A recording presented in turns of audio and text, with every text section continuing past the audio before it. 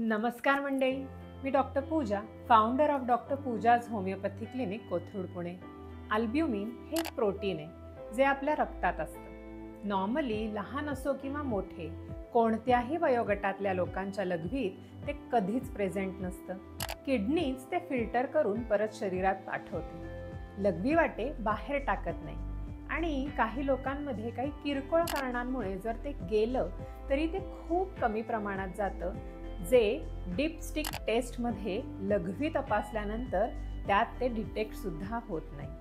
प्रेग्नन्सीमध्ये जर युरिनमधून अल्ब्युमिन जात असेल आणि मग ते थांबलं तर त्याला आपण काहीच ट्रीटमेंट देत नाही.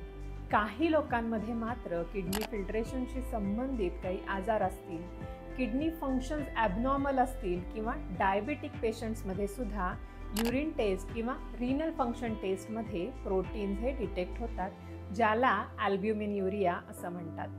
अशा पेशंट्समध्ये चेहऱ्यावर, हातापायावर सूज असेल, लघवी फेसाळ आणि वासाची होत असेल, डोळ्यांखाली सूज असेल, लघवीचा रंग गडद असेल तर त्यांनी RFT आणि युरिन रुटीन करून बघितलं पाहिजे की अल्ब्युमिन तर नाहीये ना. यासाठी होमिओपॅथीमध्ये एक खूप इफेक्टिव्ह मेडिसिन अवेलेबल आहे, ज्याचं नाव आहे R64 अल्ब्युमिन्युरिया ड्रॉप्स.